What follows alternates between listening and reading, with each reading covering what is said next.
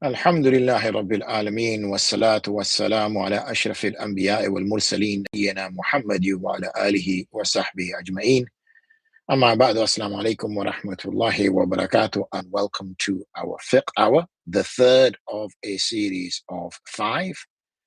We have touched upon the story of Ibrahim alayhi salatu wasalam as our first episode. We then touched upon the spiritual preparation of Ihram. And today we're going to speak primarily about the Umrah in the acts of Hajj. So we said, I will also be trying to answer some questions as well, but I'm conscious that there's quite a lot to cover today. So if I don't get a chance to answer the questions, then inshallah I will answer them subsequently next week. Reason being is, as I said, with so much to cover. Anyway, one of the first things that you will have to decide, and that's the provocative question of today's lecture, which is 3 hajjs, ? Because everybody's on the assumption that there's only one type of hajj. Well, in reality, there actually is only one type of hajj. It only becomes 3 by the association of Umrah. So it is only by association that it becomes 3. So what I mean by that is we have numerous choices when we go to perform Hajj. So as we're now, you'll be finding that there's many people now preparing to fly out for Hajj in the coming days, and already in last week, and over the coming days as well, and up to the time of Dhul Hijjah, which will be in about 10 days time approximately, or less than 10 days time rather. Then there is a choice that has to be made. And the choice that has to be made is, what type of Hajj am I going to perform? The 3 types of Hajj, as I said, are due to the association of Umrah. So you have one choice. And that is usually the choice that people make. That choice is to make Ihram for Umrah, travel, go into Ihram for Umrah, perform your Umrah, come out of the Ihram for Umrah, wait for the 8th of Dhul Hijjah, and go into the Ihram for Hajj. And that is Tamattu. So that's the first type of Hajj. Again, I reiterate, it only becomes a type of Hajj by the association or non-association of Umrah. The second type of Hajj is called Qiran. And what it means by Qiran is to do both acts, Umrah and Hajj, together without coming out of Ihram. So in the first case, Tamattu, a person performs Umrah, comes out of Ihram, goes back into Ihram and performs Hajj.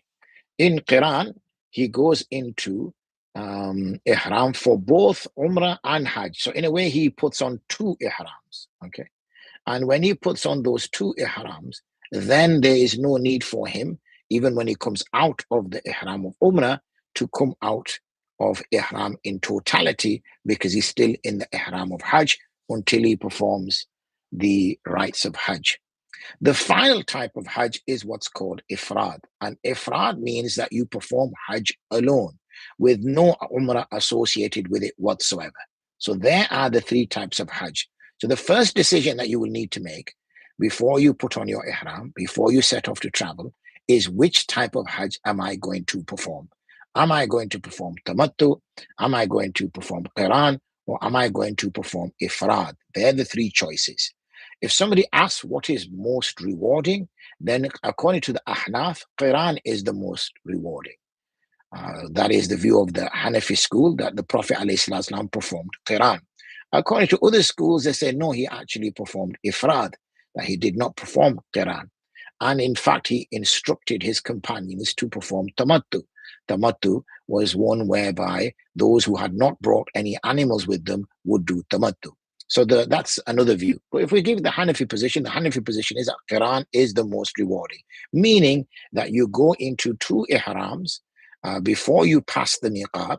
And when you go into the 2 Ihrams before you pass the Miqat, you perform all the acts of Umrah. When you perform the acts of Umrah, you come out of the Ihram. But in reality, because you come out of Ihram and you've also got the Ihram of Hajj, you're still in Ihram until the days of Hajj go.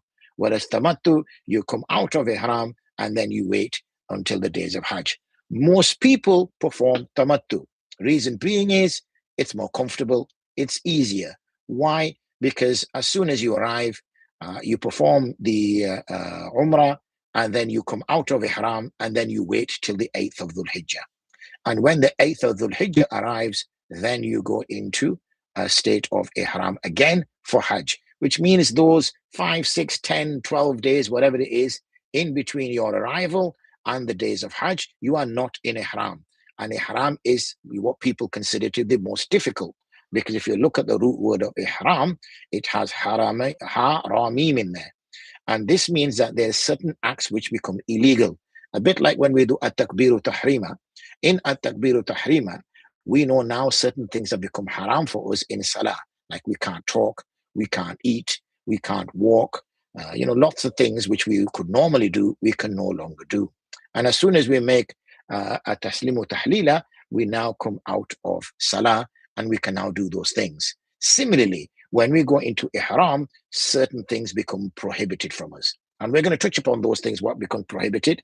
But just for the sake of it, whilst we're on the topic, is like for men not wearing stitched clothing, or for men not covering their head, or for men and women covering their face, from applying perfume or scent, from applying washing material or toiletries that have scent. These have now become prohibited from engaging in any sexual behavior or anything which would lead to sexual behavior. So these things have now become prohibited because a person is in the state of ihram. But for now, I just wanted to discuss the 3 things that a person would need to be concerned about. Next is, where are we going? At what point? So what should a person do? Okay, when a person is going into ihram, then the person, now most people, what they think is ihram is actually the wearing of the garments. That is not ihram. Ihram is a niyyah. So for example, and I've already used the analogy of salah, so I'll use the analogy of salah again. So for salah, we have what we call sharait or shurut, meaning we have certain conditions which we need to make sure are there before we say the takbir. So for instance, making sure we are in wudu, making sure we are facing qibla, making sure that the salah time has started, making sure that our body, our clothes and place of prayer are clean. All these things are what we call the conditions. And those conditions have to be there before we say Allahu Akbar. Similarly, before we make the niyyah to go into ihram, all the conditions have to be there. And the condition, obviously, for men is that they cannot cover their head and they cannot wear stitched clothing. Now, most of us, we associate Hajj synonymous with those garments, as though when a person puts the garments on, they are in the position of Hajj. After completing the Umrah and now whilst in the sacred precinct, what is that mutamatti is not allowed to do? He is allowed to do anything. There is no restriction now. He's out of ihram. So there is no restriction for him. He will now for the days of Hajj to come. Okay. So what do you do then in terms of preparing for ihram? So preparing for ihram, you should remove any unwanted hair. That's around the pubic bone and also in the armpits. You remove that hair. You pare your nails, cut them back as far as is comfortable, because it could be, especially if you are in the ihram for Qiran, then you are in for potentially, a fortnight, possibly. And that's quite a long time. And obviously for some people, their nails do grow. So clip your nails. If you're a bloke, trim your mustache, because again, depending on how fast your hair grows, it's a bit uncomfortable when your mustache is over your upper lip and it's now kind of disturbing you. And perform ghusl. Right? This is, again, a good act to perform. This would be even the case if a woman is in a state of hayd or in a state of postnatal bleeding, in nifas, she would also perform this, because this bath is not for purification purposes for her. It is primarily to act upon this sunnah. Bear in mind, though, whilst we're talking about a woman who is suffering from hayd or experiencing hayd and nifas. Hayd is normal menstrual cycles. Nifas is postnatal bleeding, the bleeding after birth. Then she should also go into ihram. There is nothing stopping her from going into ihram. It's not as though because she's in this state, she cannot go into ihram. For a woman, it's relatively easier because she doesn't have to change her dress code. Her dress code would remain the same. Some women do choose to wear a different garment just to kind of get into the spiritual, get into the mind of Umrah. That's absolutely fine, but there's no requirement for her to do so. This shows again the seriousness of the woman covering, that even in this situation, she's expected to cover and not like the bloke who is not even allowed to wear undergarments, and he just wears an izar, which is like a lungi, where he basically gets a material and kind of ties it on his waist, and that's not tying it using any source of rope or belt or things of that nature. It would make sense to do all of this at your home before you get on your before you get in the car or the coach or train or whatever it is that you're traveling to get to the airport. Many people leave these things last minute. I do not understand the logic in that. If you are in the ihram for another 6 hours, it's not going to kill you. Okay. Are there restrictions of the sacred precinct, al-Haram al-Makki, as cutting down a tree? Does that apply all year round for all, whether visiting or residents? I don't think you are allowed to cut down trees. I don't think you're allowed to do anything as you are there. What you can do as a resident, that I do not know. That would be down to the arrangements that exist within the governorship of Mecca as a metropolitan, as a city. That would be the governor's responsibility, what he decides, what he doesn't decide. Obviously, certain times there may be, in order to build roads or build houses, the need for removing trees and things of that nature. That's obviously their decision. There's, I don't think if you went around as a person on a visa and started to chop people's trees down, I think you'd get into a spot of bother anyway. So I wouldn't necessarily commend or condone that type of behavior. So now we're in ihram. So as I said, we do that here wherever you are. Get on the train, get on the coach, get in the car, and get across to the airport. For men who might think, oh, I'm a bit scared, what if this happens, what if that happens, then wear your ihram lower garment underneath and wear your jubba over the top. In that way, you're still kind of warm, because people might think, oh, it's a bit cold. It's is UK for example. Then what you can do is you just remove your upper garment. And you remove your upper garment, and then you put the glove. I'm thinking of the haram and the other. Yes, of course, you wouldn't necessarily engage in any cutting down of that area, which is what's determined as miqat. Now, miqat is, we'll get to that actually. So remind me, we're going to talk about miqat soon. So as you're into that, you're in that, you put the lower garment on. You've got upper garment as in normal clothes, a jubba, a coat, a jacket, whatever.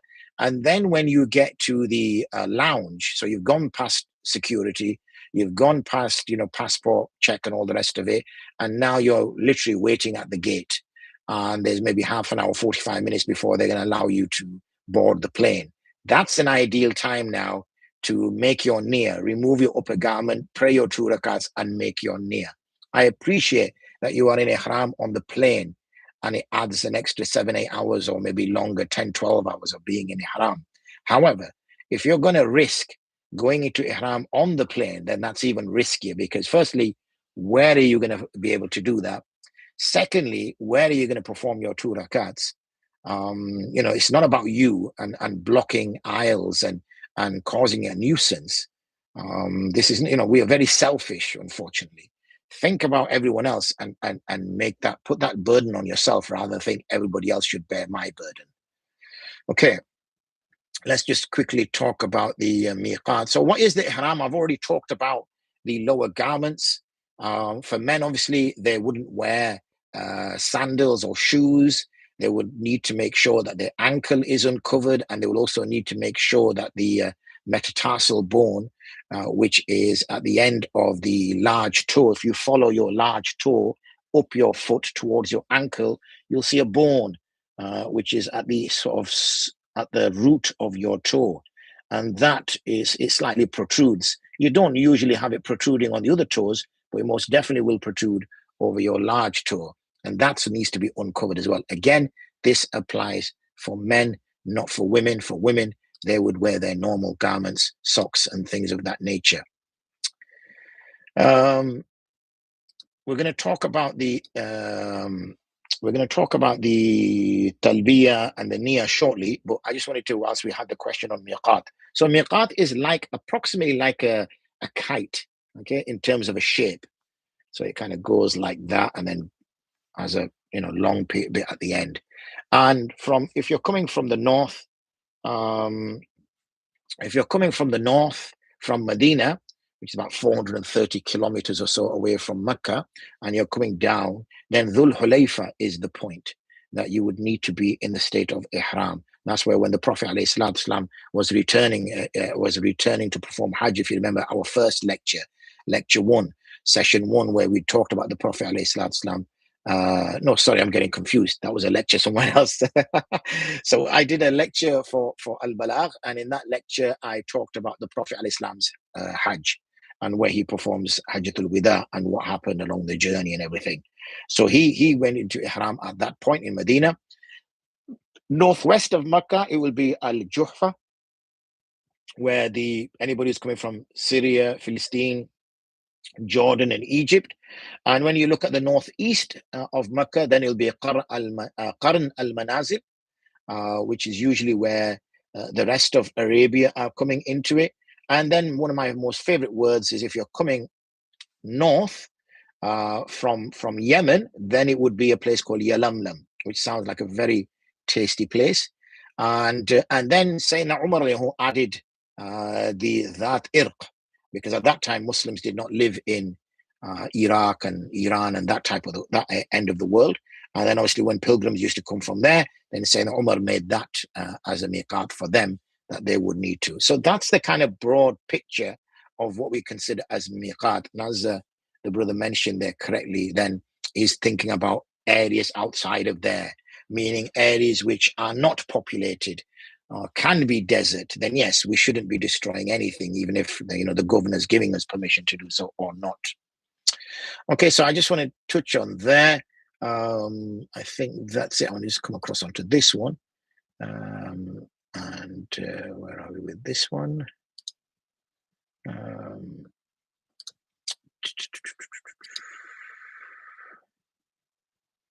Now there's a numerous yes, there is one called Raghib, Rabiq rather, and that is Al-Juhfa.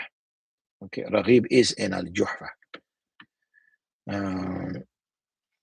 So now there are numerous du'as a person can make. Okay, when you leave the home, you make du'a, you make talbiyah. Bismillah tawakkaltu ala Allah, la hawla wa la quwwata illa billah. Talbiyah, labbaik Allahumma labbaik, labbaik la sharika lak, labbaik innal hamda wa ni'mata lak wa mulk la sharika lak. That was the one that the Prophet ﷺ chose and said. Some of the companions did add to that, and he did not tell them to refrain from doing that. So therefore, it is not prescribed exactly.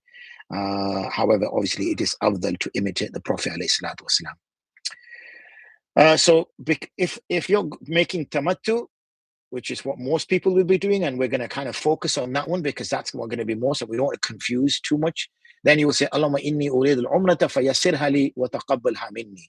Oh Allah, I intend to make umrah, so make it easy for me and accept it from me. And that is the niyyah. You don't have to make the niyyah in Arabic. You can make the niyyah in English. It's not a requirement for it to be in Arabic. So we've got everything sorted. Yes, we're in the right gear. We're ready to go. We're in the lounge. We're about to get onto the plane. We decide we're going to now make niyyah. We pray our 2 rakats. You can pray with your hat on because you're not in ihram, even though you've got both garments on. And then you take your hat off, and then you make dua. Okay, you make your niyyah, and you make your ask Allah to accept it, and that's it. Okay, so as you're now traversing, you now get on your plane. You are in ihram now, so your behavior has to change, which we'll touch upon that. Your language, your how you're dealing with people. You should always be dealing with people well, but even more so now. As you get closer to the haram, then Allahumma salli. Let me just bring that across here. Allahumma salli ala Muhammad وَسَلِّمْ al-maftah li abwab rahmatik.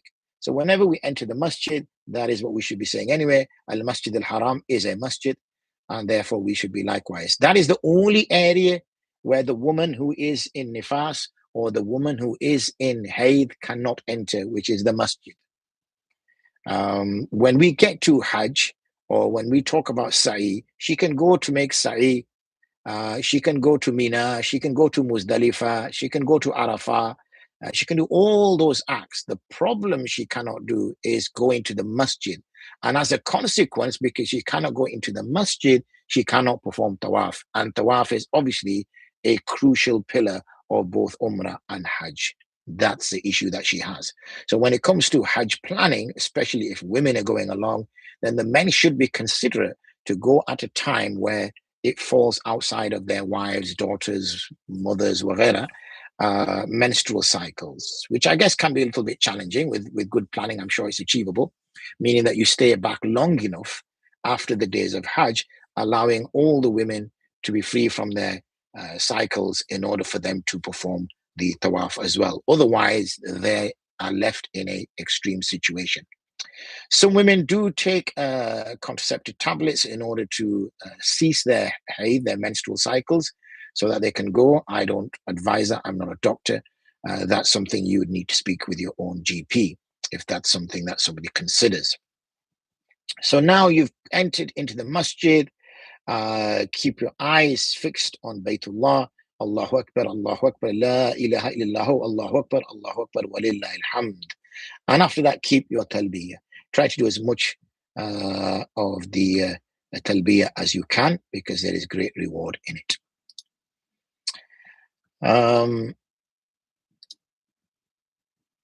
So next, I think we've done ihram.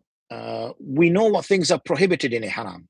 We've been told, obviously, you can't cut nails. Okay, so you cannot cut nails. You cannot remove hair. Now, the only nails you can remove are, for instance, if you've caught your finger in something and now there's a nail kind of half hanging off, and every now and then it's getting caught in clothes or getting caught in that and it's causing you pain. So you may remove that one nail, okay, and that's it. You cannot remove as a result other nails. Removing hair, that means everything. Try not to be scratching your beard. Try not to be scratching the head hair, because all this hair will fall. Using any scents, not using any sense. It is good to use sense, but don't use any scents, smells, okay? These are forbidden. And even those which are there for cleanliness purposes that have a scent. So anything which is used for cleanliness, like a soap or a shampoo or a wipe or anything, something that you're using to clean that has a scent in it, then that's also forbidden. So be wary of that. Stitched clothing for men, as we've already mentioned, and it's clothing specifically. So if you've got a bag over your shoulder, that's fine. That's a bag. That's not clothing. If you've got a money belt of sort or a money bag, okay, again, that's not clothing. It is clothing that we're specifically talking about here. That's when we mentioned earlier with regards to products which are for cleanliness or trying to achieve becoming clean with them. They're the ones that can't be scented. Anything else, it's fine to be scented as such, even if it is a piece of fruit or something.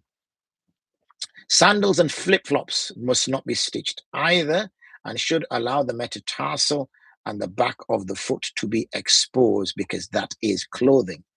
And the face or the head. So what do women do? Obviously, that practice the niqab, which according to the Ahnaf is wajib. And we shouldn't fall into this kind of confused state that, oh, you know what, we're going to a good place. It is a haram, for crying out loud. Men behave themselves there. Not really.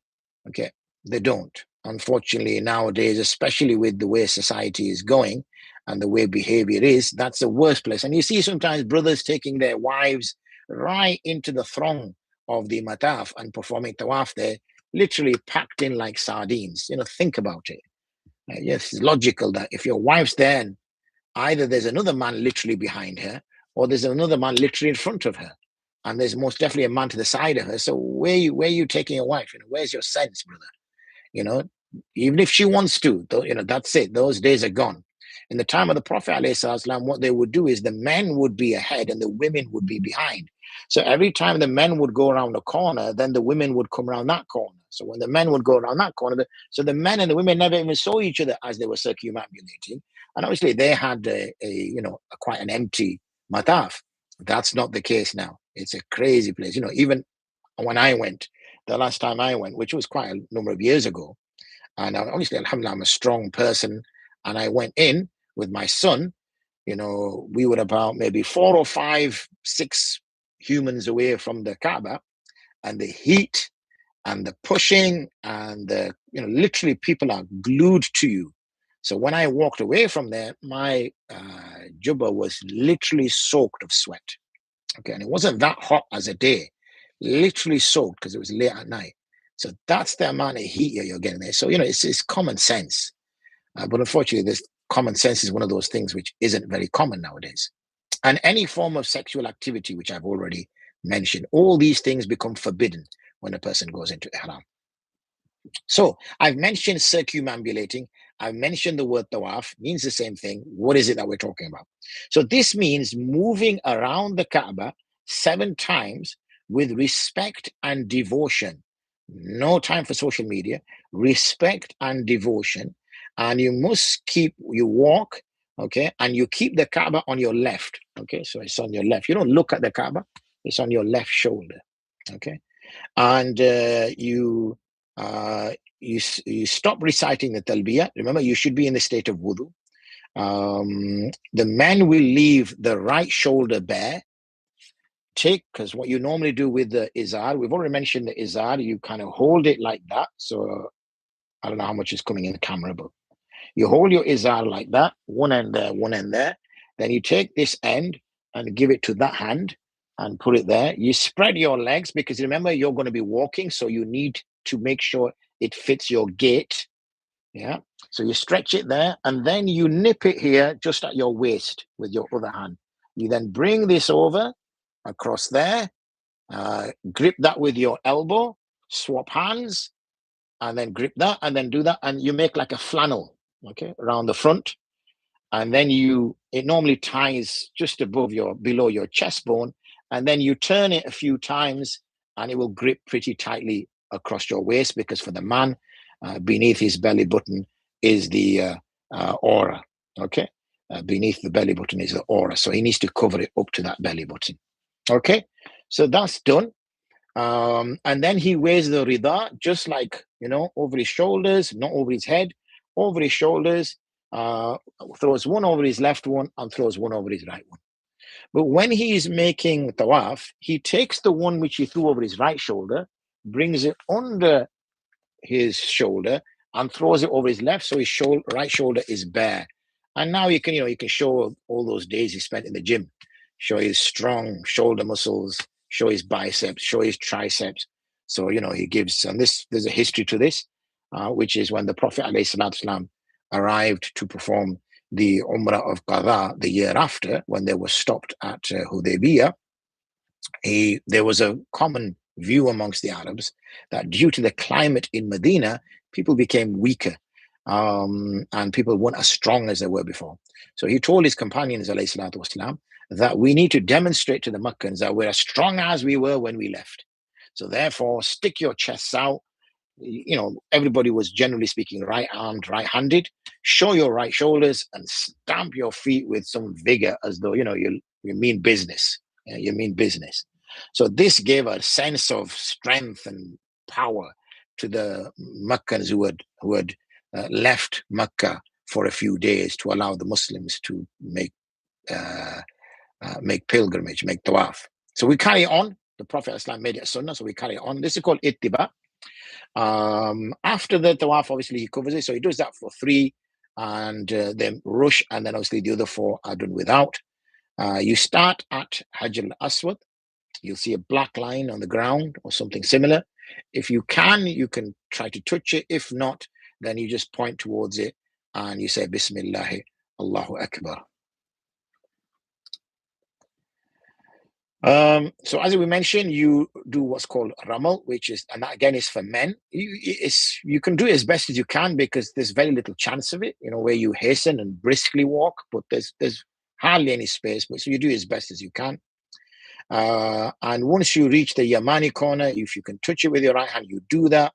And you say Bismillah Allahu Akbar. If not, you continue without gesturing or saying anything. Okay, that's all if you can. The dua you can make is ربنا آتنا في الدنيا حسنة وفي الآخرة حسنة وقنا عذاب النار.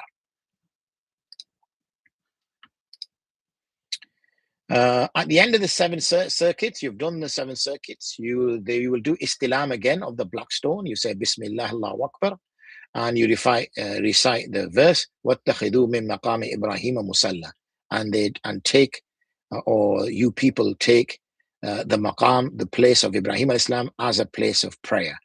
Now that you'll find is like a kind of glass thing which has got gold structure around it, which obviously moved considerably further away from the Kaaba than it was. And you pray anywhere behind there. You know that you have to stand literally behind it, anywhere behind it. And if you can't get behind it, anywhere somewhere in that area. We don't need to be too pedantic here. Bear in mind, Ibrahim al-Islam, when he built the Kaaba, was considerably closer to the Kaaba. Literally, he would have been standing on the rock as he placed the rock on top of the, we discussed this in session 1. He would literally have been stood on a rock as he built the Kaaba. But obviously, if the people started to pray there, then the circumambulators would be affected.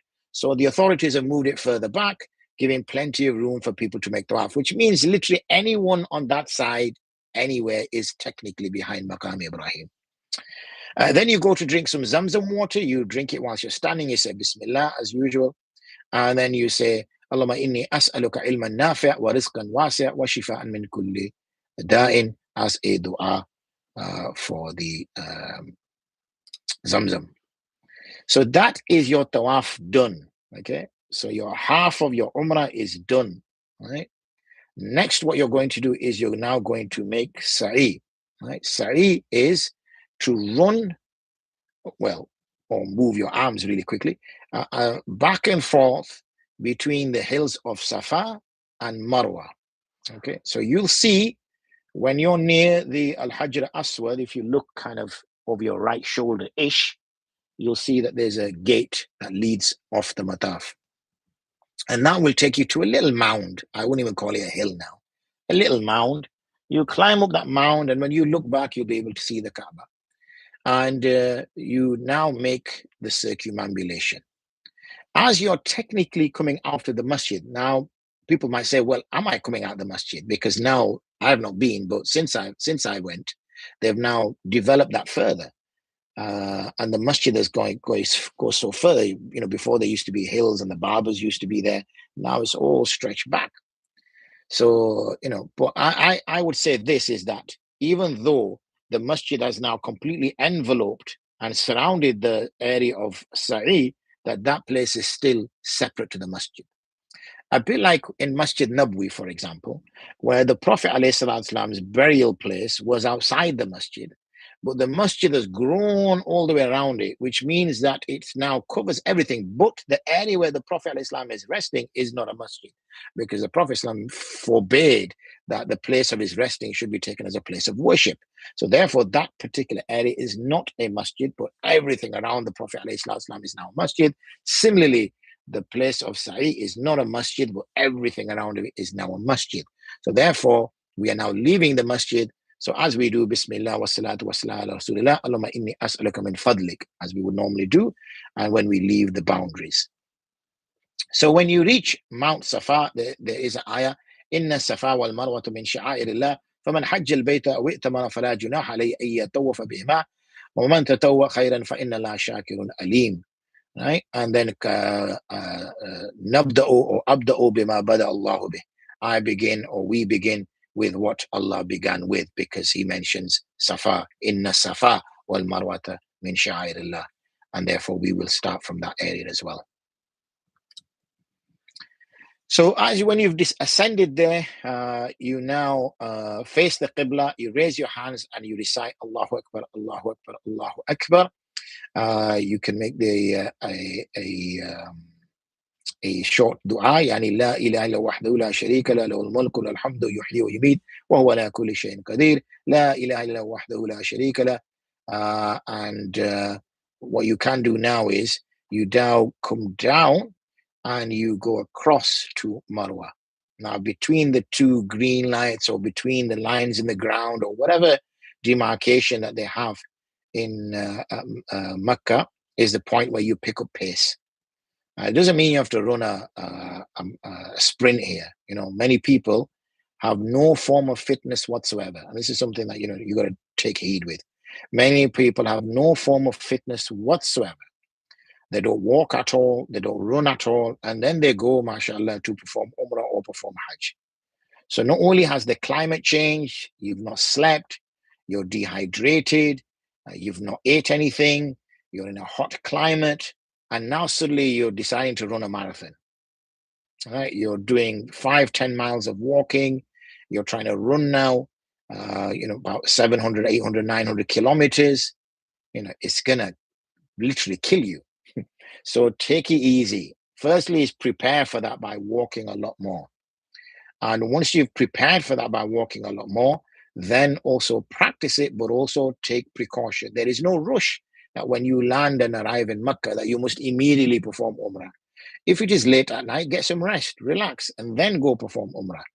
Don't put yourself or your family members, due to your excitement, in harm's way, because you know you've got Hajj coming up in a week's time or 2 weeks' time.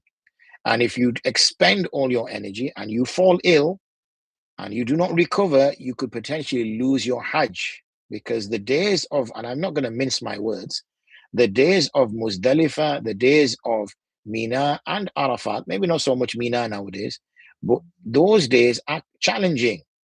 You're not sleeping in a hotel. You're not sleeping in, air-conditioned environments, even though, yes, Mina is changed. But, it's still quite challenging. And if you're quite spoilt or if you've had things easy most of your life, then you will struggle with it because food is not as readily available as you may want it available. Drinks might not be as ready. I appreciate things have considerably changed since I last went. We went to perform Hajj 12 years ago now. So I'm sure things have, got even better.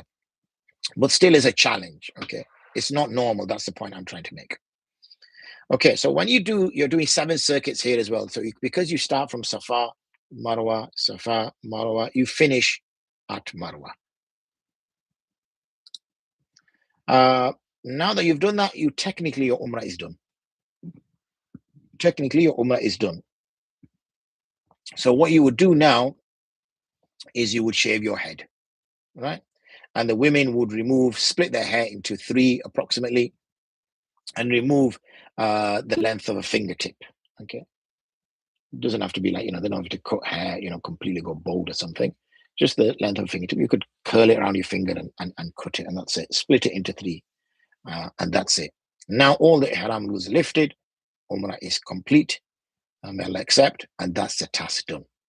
If you were an ifrad, then you haven't done Umrah, you have no intention to do Umrah, you went into ihram as you passed the miqat, and you're waiting for the 8th of Dhul Hijjah. So you're in ihram, normal tawaf, ibadah, salah, waghaira, and you're just waiting for the 8th of Dhul Hijjah. Once the 8th of Dhul Hijjah starts, then obviously you get onto the journey of Hajj, which we'll be touching upon next week, inshallah. If you have done Qiran, then you would have performed your Umrah, but not shaved your head. You would have refrained from doing that part because that frees you from your ihram, and you do not want to be freed from your ihram. So you will stay in ihram and you will wait now for the days of Hajj to start. You had a bonus of performing an Umrah as a bonus, but you didn't come out from that. If you're doing tamattu, which most of you will be doing, this is the method which I've just shown you. You came with the niyyah of Umrah only, even though, of course, you booked it for Hajj, but you made the niyyah outside of the miqat of Umrah. You performed your Umrah, it's done. You will now, inshallah, when the 8th of Dhul Hijjah comes, go into ihram in your hotel, but you will make the niyyah. You will do the sharait, the shurut, the conditions of ihram in your hotel, meaning you change your garments, having a bath, trimming any nails, hair, all the usual thing that I explained to you earlier. But this time you will go into the haram, you will pray, perform your 2 rakats and make your niyyah in the haram. If for whatever, in the masjid, if for whatever reason you can't, I don't know, whatever the reason is, then you can obviously do it in the hotel room or anywhere else for that matter. But that's, the preferred choice. Okay, so just to summarize, ihram, these are conditions for ihram: the right clothing, the removing nails, the removing hair, avoiding anything that has got any perfume or scent or anything that acts as a cleaning tool. Women, we've already explained, they may wear all what they normally wear. The only thing is, those who practice the niqab, they will wear something which will keep the veil away from their face. If it touches the face every now and then, that's not a major issue. She shouldn't be concerned about that. But obviously, she will not wear gloves. She can wear any type of footwear. He has to wear footwear that is not stitched. It's not like a shoe or something of that nature. And as I call it, the toe splitters are usually the best ones. So once and be in a state of wudu. Once all those conditions are met, you perform 2 rakats, and now you make the niyyah, right? And you are now in ihram. Now you have to make a decision what type of niyyah to go in at that time. So you can't just say, oh, we'll wing it. We'll just keep it open. And when we get to Makkah, if it's the Hajj days are started or the Hajj days are close or something like that, then we'll sneak in a Umrah. If we've got about 12 hours, then we'll sneak in an Umrah and perform Hajj with the same ihram. If unfortunately we get there late and the Hajj day are started, then we'll just won't do the Umrah. No, you have to make the niyyah beforehand that either you're doing Umrah or you're not, because that niyyah has to be associated with your ihram, and the ihram has to be worn before you pass the miqat. So it all fits in like that. So if you're going to perform, if you're trying to do, you've got plenty of days between arriving in Makkah and Hajj, then perform tamattu or qiran. Okay, I would advocate performing qiran. Of course, you're in ihram for longer, but you're only, how often are you going to perform Hajj? I've only performed it twice. That's it. So, some people are only going to perform it once in their lives. Well, don't you want to get your maximum benefit from it? That would be the maximum benefit from it. And others who might just come for Hajj alone, then they will make niyat for Hajj, but obviously they'll have to wait for 8th of al-Hijjah. Once you go in, if you are doing Qiran or Tamattu, you'll do the rites of Umrah as we've explained, the Tawaf as we've explained, and the Sa'i as we've explained. And then obviously one will remove his hair and come out of Ihram. The other one won't remove his hair. He will stay in Ihram until obviously the days of Hajj come in. The Tamattu chap, the Mutawatti, he will be okay now. He's free from his Ihram. He can come and go as he please, whatever. He now waits for the 8th of al-Hijjah. He now goes back into Ihram at the Masjid al-Haram. And now he follows the process of performing the days of, doing the days of Hajj. The chap who was in Qiran, well, he's been in Ihram since he went past Jeddah, or when he arrived in Jeddah, and he's been waiting 10, 12 days for the days of Hajj to start, and he's not done anything with his Ihram at all yet. When the days of Hajj start, he will now carry on with the days of Hajj. The Qiran chap, he was like the Mutawatti. He performed the Umrah with the initial passing of the miqat. Once he completed that, he's now also waiting for the days of Hajj. The difference between him and the person performing tamattu is the person performing tamattu, the person performing tamattu has come out of ihram, whereas the person performing qiran has not come out of ihram. That's the difference. Okay, the reward is more. Okay. That kind of covers everything that I wanted to cover with regards to the first few days that a person will be there. After that, if a person, either he's come with ifrad, or he's doing qiran, or he's even doing tamattu, what should a person be doing more whilst they're waiting for the days of Hajj to come? They shouldn't necessarily expend too much energy, okay? They shouldn't expend too much energy. So don't get too excited. Don't get too carried away with yourself. Again, reminding you that Hajj is coming up. And when Hajj comes up, it's quite challenging, right?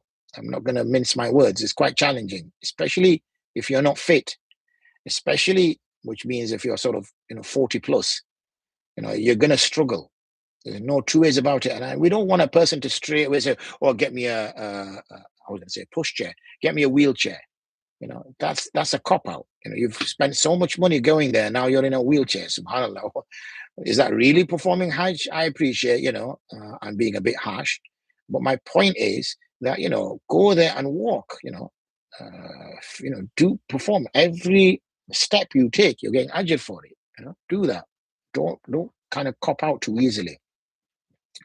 Remember, whilst you're in Mecca, that's the only place on the planet that you can make tawaf. Only place on the planet that you can make tawaf.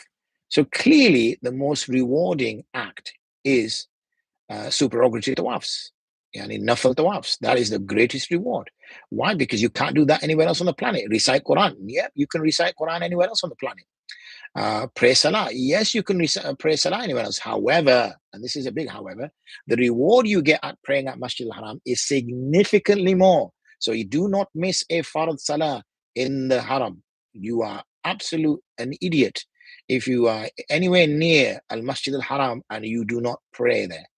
So many people like to go on little, trips, excursions, and wouldn't it be nice if I could see, the cave where the Prophet ﷺ received revelation? Wouldn't that be nice? And wouldn't it be nice if I could, go here or go there and, see them? That's all well and good. The only problem is that if you're not making it back for Salah, then it's a wasted trip. It's a wasted trip. So work it out. The biggest time space is after Fajr and Dhuhr. You're getting a good few hours in there. So if you really are of an excursive nature, that's the time to go. Rather than, after Dhuhr, because there may only be a few hours between Dhuhr and Asr, and most definitely not between Asr and Isha, because then the Salahs are coming one after the other. And it's usually a good time to spend in the masjid is between Asr and Isha, because, there's nothing much you need to kind of go around, sit there, recite Quran, pray your Salahs, make the niyyah of itikaf. It's a nafil itikaf, obviously not a sunnah itikaf. But also, whilst you're waiting for the days of Hajj, make sure you get some rest.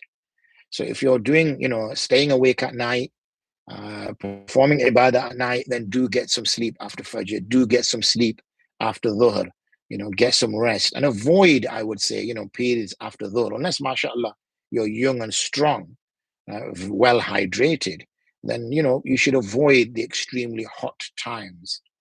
That's the time when obviously you're going to cause yourself an injury. And, when you're walking, I know many people who we traveled with years ago, slightly elderly, and they walked a little bit too quick and slipped in the Haram. And obviously the ground is not soft, soil. It's tiles, solid tiles. And I think he landed on his hip, and then the poor chap was bedbound for about a week and a half. And he really suffered during his days of Hajj. So there's no need for that. Pace yourself. Once the days of Hajj are complete, alhamdulillah, then take the handbrake off. Then push yourself to your limits, especially if you've got more days left in the Haram. And we'll talk about obviously the Hajj days, inshallah, next week. When it comes to traveling, then do ensure that you get a chance to visit Masjid Nabwi as well and visit the Prophet ﷺ. The reward is praying Salah in Masjid Nabwi. Of course, it is not the same level of reward as praying in Masjid al-Haram. However, not getting chance to visit the Prophet ﷺ, not getting chance to pray in his masjid at all, and yet the Prophet ﷺ has given us permission that there's 3 masjids you can actually travel to, and that is Al-Aqsa, Al-Masjid al-Haram, and Al-Masjid Nabawi. He's given permission for that, so we can journey to Al-Masjid Nabawi. So go with the niyyah, obviously, of performing in his masjid, to try to perform in the place where he led prayers, which is the place that you get access to. I'm sure it's on an app somewhere. I said I'm a little bit out of touch, so I'm not going to tell you how you do that. But as I understand it, you go on the app and you book a slot and all the rest of it. So maybe speak to somebody who's been more recently. And, to be able to pray there, to walk past the Prophet ﷺ, to pass salam onto him and obviously onto his 2 companions, or his companions in the dunya, and now his companions in the barzakh. And so that's an opportunity not to be missed. So, do not avoid that. There's also places around Masjid Nabwi, there's like museums Well, there was when I went there, and you can see a little bit of history, some old mushafs, weaponry, armory, and all the rest of it. Just kind of brings an extra level of realism to what the companions and the Prophet ﷺ went through, and what a great favor they did for us, and what a great kind of sacrifice that we need to be grateful to them, never mind to Allah subhanahu wa ta'ala as well, but also to these great men and women. So do take advantage of that, inshallah.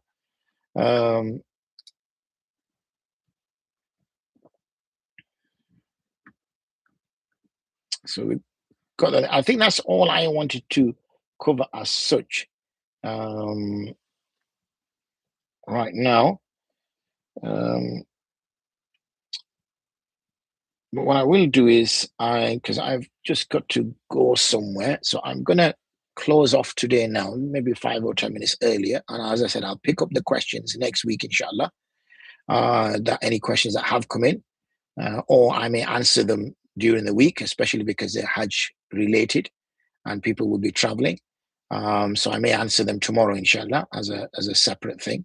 But otherwise, inshallah, hope your travels go well, and may Allah accept any ibadah that you perform. Wa akhiru da'wana alhamdulillahi rabbil alameen.